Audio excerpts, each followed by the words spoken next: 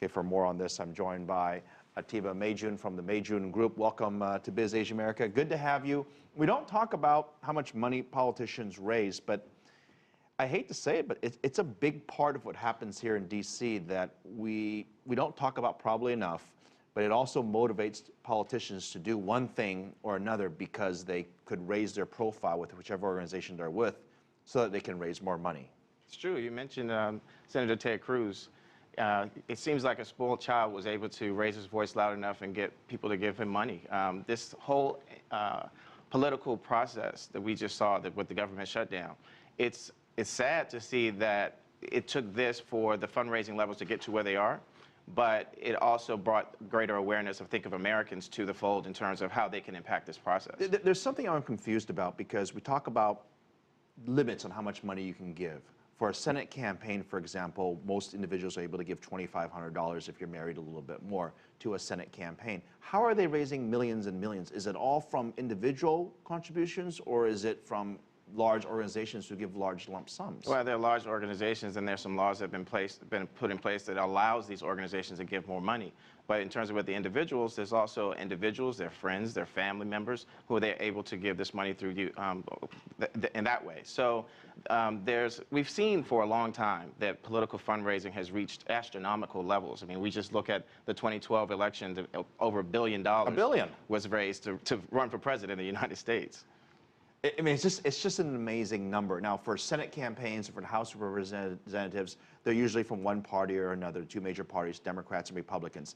Have those parties, when they raise all that money, what happens to that? Well, the money gets split. Oftentimes, it depends on who the races is and which ones we have candidates that are more in danger of either losing a seat or there's a seat that political parties want to see won. So that's what we're going to be watching now over the course of 2014. We're already looking at places like, for instance, in Alaska, Senator Begich is raising huge amounts of money right now. I think he's raised about $4.8 million. All right, so you've jumped ahead of me because the big fight right now is next year in 2014, what we call the midterm elections here in the U.S., and it's important because it's a chance for the Democrats to get back the House or a chance for the Republicans to get back the Senate, one or the other, whichever one wins.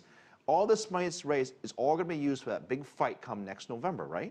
That's what the hope is. I mean, right now you're looking at candidates that are gearing up. That's what we look at when we see Senator Ted Cruz, when we see other senators, whether or not from the Republican side or the Democratic side. They're all looking at how they're going to win, hold, or turn a seat in 2014. And so some of this is coming about because from the government shutdown, we saw that there are some elected officials that voted against the debt ceiling. And some people will wonder why. Mainly it's because they know that in those districts that their constituents wanted them to vote against it and that it was going to be passed anyway. I mean, I hate to make this spin on the shutdown, but did the shutdown benefit a lot of politicians in terms of raising money? I mean, it's a terrible way to look at it, but essentially they're happy that it's shut down because it creates controversy and it gets them attention and they can raise money. Right now, it looks like it could benefit the Democrats. It looks like they possibly could hold on to the Senate and gain some seats in the House. We still don't know because we still don't know what's going to happen between now and next November. And we still have another budget shutdown and debt ceiling debate coming up in January and February. Do we need reform in this? Well, there will be some that will say that, yes, we do need reform. When we're talking about just the last 3 weeks, we had government employees who weren't getting paid. They're going to get back pay, but they weren't getting paid over the course of a political argument. The hypocrisy, and when we see how much money was raised for political candidates or for political campaigns in the future, it kind of shows a bit of hypocrisy in that. Well, the point I'm bringing reform up is because there's no limit to what an individual, if you're running for Senate, you could raise as much money as you can. I mean, there are individual limits, but you could raise $10 million or $100 million. Well, if I'm running for office, of course, I want to be able to raise as much money as I can so that I can outspend the candidate I'm running against, so that I can get the political airwaves, so I can be on television, so that people can continue to see my name.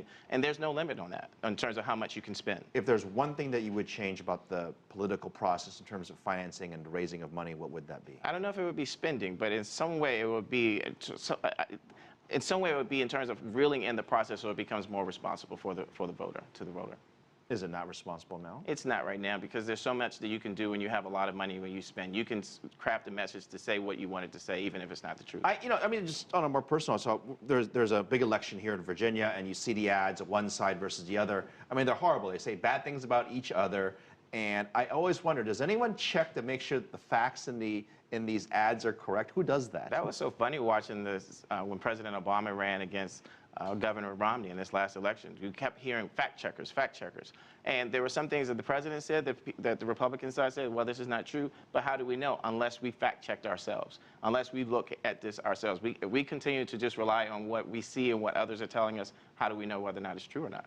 I don't know if it's true. I think it's fascinating because you're bombarded with all this stuff and you don't even know it's true. I'm being told to wrap. Atiba Mayjun, thank you very much. We're going to have you back again. A fascinating topic on how some people benefited actually from the shutdown.